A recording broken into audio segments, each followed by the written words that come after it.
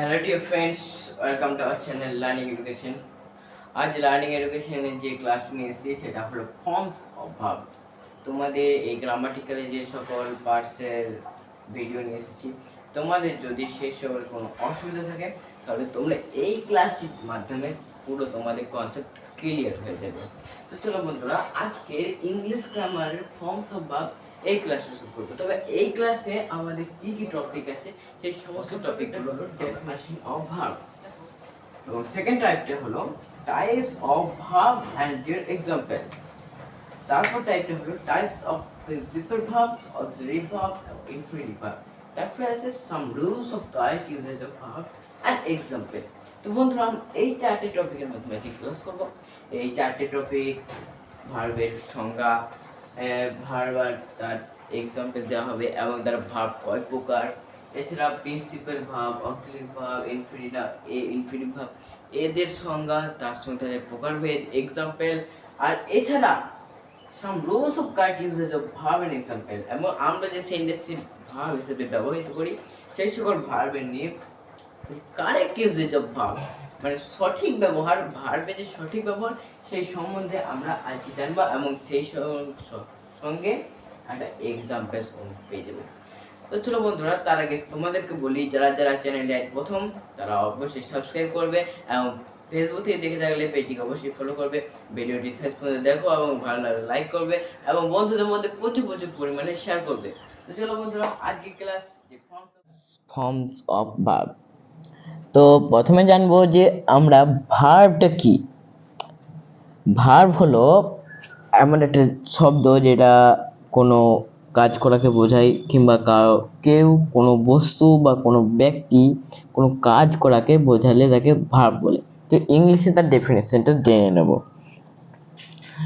Verb is a word that shows state or action of a person or a thing. তো তোমরা জানলে যে ভার্বের ডেফিনেশন এবং ভার্বকে বাংলাতে কি বলে। চলো এবার জানবো যে টাইপস অফ ভার্ব। ভার্বের প্রকারভেদ, অর্থাৎ ভার্ব কয় প্রকার। ভার্ব হলো 6 প্রকার। সেই 6 প্রকার ভার্ব কি কি?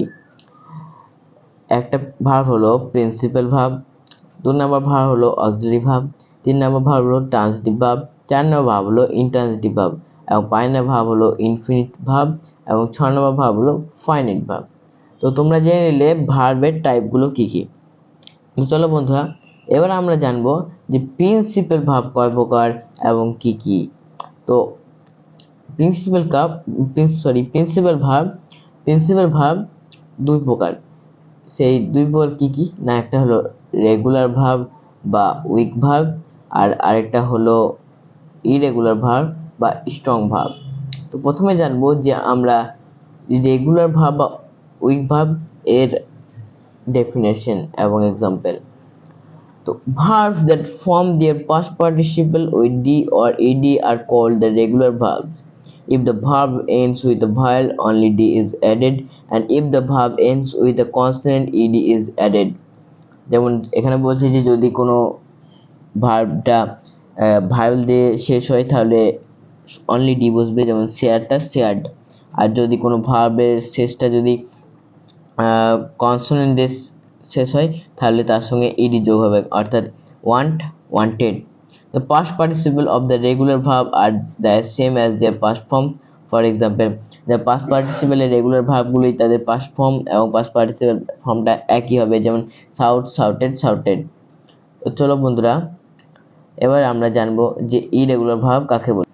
তো বন্ধুরা, ইরেগুলার ভার্ব বা স্ট্রং ভার্ব হলো verbs that undergo substantial changes when changing from of the tense are called the irregular verb. The past participles of the irregular verbs are different form, অর্থাৎ বলছি যে past participle form যে এই irregular verbs তারা আলাদা আলাদা ফর্মে হয়। যেমন এক্সাম্পলে swim, swam. তো বন্ধুরা দেখে নিলে যে ইরেগুলার ভার্ব বা স্ট্রং ভার্ব কি হবে। এখানে একটা ভুল হয়েছে, সেটা হলো সুইম, সোয়াম আর SWEM সোয়াম, এই বানানটা হবে, তবেই সঠিক হবে। তো ইরেগুলার ভার্ব বা স্ট্রং ভার্ব কাকে বলে? যে verb that undergo substantial changes when changing forms of this tenses are called the irregular verbs. The past participle of the irregular verbs are different from, for example, swim, swam, some. তো বন্ধু দেখে নিলে যে irregular verb কাকে বলে এবং তার উদাহরণ এবং পাস্ট পার্টিসিপল ফর্মে থাকলে তাদের যে তিনটি চেঞ্জ হয় সেটা তোমরা নিশ্চয়ই জেনে নিয়েছো। এবার বন্ধুরা আসবো যে অক্সিলারি ভার্ব কাকে বলে। These are also known as helping verb as they help the main verb to denote the action of the subject. এইগুলি একটা হেল্পিং ভার্ব হিসাবে ব্যবহৃত হয় যেটি হেল্প করে মেন ভার্বকে to denote the action of the subject. সাবজেক্টের যে ক্রিয়া কাজ করে তাকে ডিনোট করতে এই অক্সিলারি ভার্ব ব্যবহার করে। যেমন এখানে এক্সাম্পল দেওয়া আছে যে he is going to school, এখানে ইজটা হলো অক্সিলারি ভার্ব কারণ এটা সাবজেক্টকে ডিনোট করছে তার কি করছে না, গোয়িংটা কি করছে না, কখন করছে না, এখন করছে। এখন যেহেতু করছে তখন তাই এই ইজটা হলো অক্সিলারি ভার্ব। যখন এই ভার্বটা থাকে না তখন এই ইজটাই হয়ে যায় মেন ভার্ব। যেমন আই এম আ বয়, তখন এটা এমটা হলো এটা অক্সিলারি ভার্ব কিন্তু তখন এটা মেন ভার্ব হিসেবে আসছে। তো বন্ধুরা এবার আমরা জানবো যে অক্সিলারি ভার্বরা দুই প্রকার, যেমন প্রাইমারি অক্সিলারি আর মডেল অক্সিলারি। প্রাইমারি অক্সিলারি কোনগুলো, যেমন বি, হ্যাভ, ডু। আর মডেল অক্সিলারি কোনগুলো, যে can, could, may, might, will, would, must, shall, should, need, dare to, use to, ought to. যেমন এক্সাম্পলে দেখো আই ক্যান ডু ইট, এখানে ক্যানটা হলো একটা অক্সিলারি ভার্ব, তোমরা নিশ্চয়ই বুঝে গেছো। এবার আসবো 3 নম্বরে ট্রান্সিটিভ ভার্ব। ট্রান্সিটিভ ভার্ব কি, verbs that denote an action or a state along with any object. এই ভার্বটা ডিনোট করে যে কোনো একটা ক্রিয়াকে, কোনো ক্রিয়ার বস্তুকে অ্যালং উইথ অ্যানি অবজেক্ট অর্থাৎ ক্রিয়ার বস্তুকে নিয়ে। হি কিক্স দ্য ফুটবল, অর্থাৎ ফুটবলকে এখানে যে ডিনোট করছে সেটা হলো কিক্স, তাই এখানে কিক্সটা হলো ট্রান্সিটিভ ভার্ব। চলো বন্ধুরা এবার আসবো intransitive verb. Verb that denote an action or a state along without any object, যেটা কোনো অবজেক্ট বিনা অবজেক্টে ডিনোট করে অর্থাৎ তার কোনো অবজেক্টই নেই বলতে গেলে তাকে বলা হয় ইনট্রান্সিটিভ ভার্ব। যেমন সি স্লিপস, এখানে স্লিপস অর্থাৎ পরে দেখো কোনো অবজেক্ট নেই এবং সে অবজেক্টকে কোনোভাবেই ডিনোট করছে না, তাকে ইনট্রান্সিটিভ ভার্ব বলা হয়। এবার আসবো infinite verb. Verbs that have no direct relationship with the subject or the noun. কোনো ভার্বের যার সঙ্গে কোনো সোজাসুজি কোনো রিলেশনশিপ নেই অর্থাৎ সাবজেক্ট কিংবা নাউনের সঙ্গে, তো সেই সকল ভার্বগুলিকে ইনফিনিটিভ ভার্ব বলা হয়। যেমন ইনফিনিটিভ ভার্ব 3 প্রকার আছে, একটা হলো জিরান্ড, আরেকটা হলো পার্টিসিপল, আরেকটা হলো ইনফিনিটিভ। তো প্রথমে জানবো যে জিরান্ড কি, a verb that acts as a noun by adding ING to it. এটা হলো ভার্ব যেটা নাউনের মতো কাজ করে যার সঙ্গে আইএনজি যোগ হয়, যেমন বার্কিং ডগ সেলডম বাইট, এটা হলো gerund. Participle, a verb that acts as an adjective by adding ING, EN or ED to it. একটা ভার্ব যেটা অ্যাডজেক্টিভের মতো কাজ করে, তার সঙ্গে জয়েন থাকে আইএনজি, ইএন এবং ইডি, এইগুলিকে পার্টিসিপল ভার্ব বলা হয়। যেমন the glass plate was broken, এই ব্রোকেনটা হলো এখানে পার্টিসিপল। এবার আসবো infinitive. An infinitive is formed by using the word to before the root verb. It functions as a noun or an adjective and an adverb. এটা হলো একটা infinitive যেটা root ভার্বের আগে টু বসে, আর এই যখনই টু বসে তারপরে কোনো সেই ভার্বের পাস্ট ফর্ম বসে না, এবং এটা নাউন, অ্যাডজেক্টিভ এবং অ্যাডভার্বের রূপ হিসেবে ব্যবহৃত হয়। Example, Meena loves to play, এখানে টু প্লেটা হলো এটা ইনফিনিটিভ। তো চলো বন্ধুরা এবার আমরা জানবো যে ফাইনাইট ভার্বস কাকে বলে। Verbs that have a definite relationship with the subject or noun, যেটা ভার্বের সঙ্গে সাবজেক্ট অথবা নাউনের ডাইরেক্ট রিলেশনশিপ আছে তাকে ফাইনাইট ভার্ব বলে। তো চলো বন্ধুরা আমরা এবার 6টা ভার্ব সম্বন্ধে পুরোপুরি জেনে নিলাম। তো এবার আমরা জানবো যে কারেক্ট ইউজেস অফ ভার্ব, অর্থাৎ ভার্বের যে সঠিকভাবে আমরা ব্যবহার করব ভার্বকে কোনো সেন্টেন্সে, তার যে সকল রুলগুলি আছে সে সমস্ত জেনে নেবো। তো চলো বন্ধুরা দেখে নিই সেই rules of verbs and their correct usage. আর এর আগে আমরা সমস্ত ভার্ব সম্পর্কে জেনে নিয়েছি, কোনো যদি অসুবিধা থাকে আবার আমাদের কমেন্ট সেকশনে জানাবে, কিংবা কমেন্ট সেকশনে জানালে আমরা উত্তর দিতে রাজি আছি। এবং তোমরা যদি এখান থেকেও এরপরে যদি কোনো অসুবিধা থাকে তবে কমেন্টসে জানাবে, এবং আশা করছি এই ক্লাসটি দেখার পর কোনো অসুবিধা থাকবে না। এবং যদি আরও কোনো অসুবিধা থাকে তো ক্লাসটিকে আরও একবার ভালো করে দেখে নেবে এবং নিজস্ব সম্বন্ধে পুরোপুরি ঝালাই করে নেবে। ভার্ব সম্বন্ধে যেন তোমাদের পুরো কনসেপ্টটা ক্লিয়ার হয়ে যায়। ভার্বের টাইপ, ভার্বের ডেফিনেশন, বিভিন্ন ভার্বের তার ডেফিনেশন এবং টাইপ, এবং কি কি এক্সাম্পল কিভাবে হচ্ছে। এবার আমরা জানবো যে ভার্ব যে সেন্টেন্সে ইউজ করব তার যে রুলগুলি আছে, অর্থাৎ কোনটার পরে কি ভাব বসাবো, কেমন ভাবে বসাবো, সেই সম্বন্ধে আজকে আবার জানবো। চলো বন্ধুরা, এবার চলে আসি যে rules of verbs and their correct usage. প্রথম যে রুলটা আছে সেটা হলো, তো যে প্রথম রুলটা আছে সেই প্রথম রুলসটা হলো a singular subject takes a singular verb whereas the plural subject takes a plural verb। অর্থাৎ এক্সাম্পলের মাধ্যমে জেনে নেব যে কি বলতে চাইছে, যে a singular subject, একটা singular subject, takes a singular verb, অর্থাৎ একটা সিঙ্গুলার ভাব নেই, whereas a plural subject takes a plural verb, অর্থাৎ একটা plural subject plural verb use করে। তো এক্সাম্পল হিসেবে দেখে নিই যে Ram is a good boy, এটা দেখো একটা সিঙ্গুলার সাবজেক্ট, মানে একজনকে বোঝাচ্ছে, রাম একটা লোক, তাই তার পাশ পরে একটা সিঙ্গুলার ভাব, অর্থাৎ ইজটা হলো একটা সিঙ্গুলার ভাব, একজনকে ডিনোট করছে, তাই সিঙ্গুলার সাবজেক্টের পর সিঙ্গুলার ভাব বসবে। এবং দেখো দে আর ইন্টেলিজেন্ট, এখানে দে আর ইন্টেলিজেন্টের দেটা হলো অনেকজনকে, তারা তারা মানে অনেকজনকে বোঝাচ্ছে, এবং আরটা হলো একটা প্লুরাল ভাব, যেমন আর মানে তাদেরকে সকলকে বোঝাচ্ছে, তাই আরটা একটা প্লুরাল ভাব, অর্থাৎ প্লুরাল সাবজেক্টের পর প্লুরাল ভাব বসে, এটা একটা ভার্বের একটা নিয়ম। তারপরে দেখো আছে আনকাউন্টেবল নাউন্স টেক সিঙ্গুলার ভাব, যেগুলি কোনো গণনা করা যায় না তারা সিঙ্গুলার ভাব ইউজ করে। যেমন sugar is sweet to taste, অর্থাৎ সুগারকে, কত সুগার আছে একটা বাক্সে তুমি সেটা গুণে শেষ করতে পারবে না, তাই সুগারের পর সেখানে ইজ অর্থাৎ সিঙ্গুলার ভাব ইউজ হয়, sugar is sweet to taste. তারপরে যে রুলস আছে, noun noun preceded by each and every have a singular verb, যে ইচ আর এভরি যে একটা নাউন আছে সেই নাউনের পর অবশ্যই সিঙ্গুলার ভাব বসবে। দেখো এখানে আছে এভরি চাইল্ড ইজ প্রেসিয়াস, অর্থাৎ এভরি চাইল্ড, অর্থাৎ এখানে এভরি চাইল্ড বলেছে, তাই এখানে তারপরে সিঙ্গুলার ভাব বসবে। এবং each student was given a prize, অর্থাৎ ইচ স্টুডেন্ট বলা হয়েছে তাই ওয়াজ গিভেন আ প্রাইজ, অর্থাৎ সিঙ্গুলার ভাব বসবে। ওয়াজ একটা সিঙ্গুলার ভাব, কারণ একজনকে বোঝাচ্ছে। Every child is precious, every child মানে প্রত্যেক বাচ্চাই প্রেসিয়াস, প্রত্যেক বাচ্চা প্রত্যেক একজনকে ডিনোট করে বোঝাচ্ছে, তাই তারপরে সিঙ্গুলার ভাব বসছে। এই স্টুডেন্ট এখানেও সেমনি, যে প্রত্যেক একজনকে মানে প্রত্যেক জনকে নির্দিষ্ট করে বলা হচ্ছে, তাই সেখানেও বসছে। চলো বন্ধুরা, এবার তারপরে যে রুলটা আছে সেটা হলো two or more subject connected by and have a plural ভাব।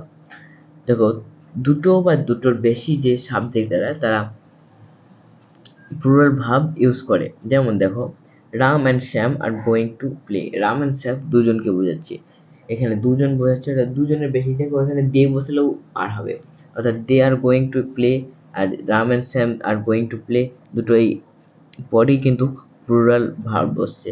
তো এইখানে যে রাম অ্যান্ড শ্যাম এরপরে অবশ্যই প্লুরাল ভার্ব বসবে এবং দে এর পরে প্লুরাল ভার্ব হবে, অর্থাৎ দুটো বা দুটো তার বেশি সাবজেক্ট থাকলে তারপরে অবশ্যই প্লুরাল ভার্ব বসবে, অর্থাৎ plural subject takes plural verb, এটা ফার্স্ট নিয়মে আমরা দেখে এসেছি, সেরকম নিয়মটা এখানেও কাজে লাগছে। তারপরে দেখো when two singular nouns refer to the same person or thing or two subjects together have a single idea then the verb used should be singular। দেখো এখানে কি বলতে চাইছি, যদি যে দুটো সিঙ্গুলার নাউন যেটা বোঝাচ্ছে একটা সেম পার্সন, অর্থাৎ একজনকে কিংবা একটি বস্তুকে বোঝাচ্ছে, কিংবা দুটো যে সাবজেক্ট তারা দুজনে একত্রে মিলে একটাই আইডিয়া ব্যবহৃত হচ্ছে, একটি জিনিসকেই বোঝাচ্ছে, তখন সেই ভার্বটি কিন্তু সিঙ্গুলার ভার্ব ইউজ হবে।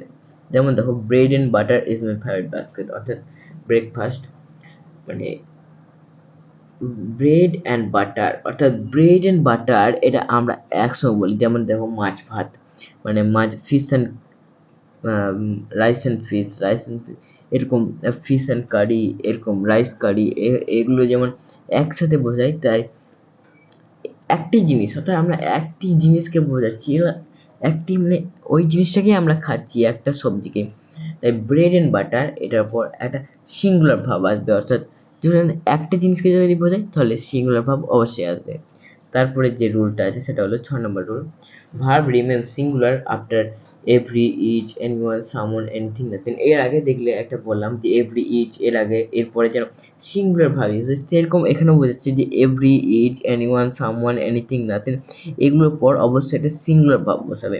যেমন দেখো এখানে এক্সাম্পলে, nothing in this world is permanent. এখানে দেখো নাথিং, কোনো কিছুই না, কোনো কিছুই না, তা এখানে বোঝাতে ইজ ব্যবহৃত হতো, অর্থাৎ সিঙ্গুলার ভাব ইউজ হয়েছে এই সমস্ত ওয়ার্ডগুলির পরে। যেমন দেখে নাও, every, each, anyone, someone, anything, nothing এইরকম ভার্বের পরে অবশ্যই তারা সিঙ্গুলার ভার্ব অবশ্যই নেবে। এবার 7 নাম্বার রুল যেটা আছে, two or more singular subjects joined by or, nor, either or, neither singular verb, nor have a singular verb. অর্থাৎ এখানে একটা প্রিন্টিং মিস্টেক হয়েছে, আমি ঠিকঠাক বলে দিচ্ছি তোমাদের বাংলায়, যে দুটো যদি সিঙ্গুলার, দুটো বা তার বেশি যদি সিঙ্গুলার সাবজেক্ট, মানে একটাই মানে সিঙ্গুলার সাবজেক্ট মানে বুঝলে, সিঙ্গুলার সাবজেক্ট মানে হলো একজন, একজনকে বোঝাচ্ছে, অর্থাৎ রাম অ্যান্ড শ্যাম, রামটা একটা সিঙ্গুলার সাবজেক্ট, শ্যামটা একটা সিঙ্গুলার সাবজেক্ট, দুটোকে বলছে দুটো singular subject. Two or more singular subject, দুটো বা তার বেশি সিঙ্গুলার সাবজেক্ট যদি জয়েন হয়, যে এইদার অর, নেইদার নর, আর অর, নর এই সকল মাধ্যমে, তাহলে তারা তারপর একটা সিঙ্গুলার ভার্ব ইউজ নেই। যেমন দেখো, নেইদার ব্ল্যাক নর হোয়াইট সুইটস ইউ, অর্থাৎ হয় কালো নাই সাদা তোমার পক্ষে সেটা মানানসই হয়। অর্থাৎ নেইদার ব্ল্যাক নর হোয়াইট, এইদার ব্ল্যাক নর হোয়াইট এরকম জিনিস যদি বোঝায়, দেন, ইজ, দেন, হিম এরকম বোঝালে তারপর সিঙ্গুলার ভার্ব ব্যবহৃত হয়। চলো বন্ধুরা, এবার যেটা আসবো সেটা হলো, if the subjects joined by or, nor, either or, neither nor are the different numbers and the plural subject comes later, then the verb will be plural. অর্থাৎ আগেটার মতনই, যেমন দেখো যদি কোনো সাবজেক্টগুলি জয়েন করা হয় either or, neither nor, or, not ইত্যাদি, যদি different number and the plural subject comes letter, যদি কোনো একটা আলাদা আলাদা নাম্বার বোঝায় এবং প্লুরাল সাবজেক্ট আছে, অর্থাৎ দে, উই এই সকল যে প্লুরাল সাবজেক্ট সবাইকে নিয়ে বোঝাচ্ছে তাদেরকে, তখন সেই আসে যদি, তাহলে এই ভার্বটা প্লুরাল ভার্ব নেবে। দেখো either I am going or they are coming, অর্থাৎ দেখো এখানে দেখো either I am going or they are coming, অর্থাৎ আই এম গোয়িং এখানে কিন্তু সিঙ্গুলার সাবজেক্ট আছে, কিন্তু অর, এইদার অর এর পর কিন্তু দেখো প্লুরাল ফর্মটা আছে, তাই either I am going or they are coming, অর্থাৎ এই সময় সেই যে ভাবটা সেটা প্লুরাল ভাব নেবে। দেখো either I am going or they are coming, অর্থাৎ দে এর পর আর বসে, এটা একটা সিম্পল নিয়ম, এই সিম্পল নিয়মটা এখানে বলেছে। তো বন্ধুরা দেখে নিলে এই 8টা রুল। এবার যে 9 নাম্বার রুল আছে সেই 9 নাম্বার রুলসটা হলো, a collective noun will have a singular verb if considered as a whole and a plural verb is considered the separate entities. যে বলতে চাইছে এখানে যে কোনো একটা কালেকটিভ নাউন, অর্থাৎ একসঙ্গে, যেমন দেখো কোনো মানে ফ্লক অফ শিপ, এখানে দেখো বলা হচ্ছে ফ্লক অফ শিপ, অর্থাৎ ভেড়ার পালটাকে একসাথে যখন বোঝাচ্ছি তখন ফ্লক অফ শিপ, এই ফ্লক অফ শিপ অর্থাৎ কালেকটিভ নাউন, এটা একটা কালেকটিভ নাউন, এটা একটা সিঙ্গুলার ভার্ব ইউজ হবে যদি এটাকে পুরো একটা হোল একটা গ্রুপ বোঝাতে চাই, এবং যদি সেপারেট ভাবে বোঝাতে চাই তাহলে সেটাকে প্লুরাল ভাব নেবে। চলো আমরা এক্সাম্পল হিসেবে দেখে নিই, যে a big library has been gifted to Rohit, একটা বড় লাইব্রেরি রোহিতকে দেওয়া হয়েছে। তো এখানে হ্যাজ বসেছে কারণ এটা কালেক্টিভ নাউন, যেটা সিঙ্গুলার ভাব ইউজ হয়েছে কারণ এটা হোল একটা পুরো লাইব্রেরিটাকেই তাকে দিয়ে দেওয়া হয়েছে, এখানে বোঝাতে চেয়েছে। A flock of sheep and herd of cows are grazing, এখানে দেখো দুটো কালেক্টিভ নাউন বোঝাতে চেয়েছে, অর্থাৎ আ ফ্লক অফ শিপ একটা কালেক্টিভ নাউন আর হার্ড অফ কাউস অর্থাৎ একটা কালেক্টিভ নাউন, এই দুটো যখন বোঝাতে চেয়েছে সেপারেট ভাবে, তখন তাকে একসঙ্গে, মানে যেহেতু দেখছো যে এটা প্লুরাল সাবজেক্ট দেখে মনে হচ্ছে ফার্স্ট নিয়ম যেটা আমি পড়েছি, তো তারপর এটা প্লুরাল ভাব ইউজ হবে। চলো বন্ধুরা দেখে নিলে যে নট অ্যান্ড রুলস, কোনটার পর কি বসাবো। তো বন্ধুরা, এই যদি ভিডিওটি যদি বুঝতে না পারো আবার প্রথম থেকে দেখবে, এবং যদি কোনোখানে যদি কোনো ত্রুটি হয়ে থাকে, কোনো ভুল হয়ে থাকে, অবশ্যই কমেন্ট সেকশনে জানাবে। এবং যদি আরও যদি কোনো অসুবিধা হয় তাহলে অবশ্যই কমেন্ট সেকশনে জানাবে। এবং এরপর যে আমরা কোন কোন ভিডিও তোমরা চাও, তো কোন কোন নিয়ে তোমাদের অবশ্যই ইচ্ছা, সেই সকল ভিডিও বলবে এবং সেই সকল ভিডিও অবশ্যই আমরা প্রোভাইড করার চেষ্টা করব। তো আজকের ক্লাস এখানেই রাখছি, এবং তোমার সকলকে বলছি ভিডিওটা ভালো লাগলে একটি লাইক করো এবং বন্ধুদের মধ্যে প্রচুর প্রচুর পরিমাণে শেয়ার করো। এবং যারা যারা চ্যানেলে প্রথম নতুন তাদের অবশ্যই সাবস্ক্রাইব করো, এবং ফেসবুক থেকে দেখে থাকলে পেজটিকে অবশ্যই ফলো করে রাখবে। চলো বন্ধুরা, আজকের ক্লাস এখানে রাখছি, দেখা হচ্ছে পরের ক্লাসে। Bye bye.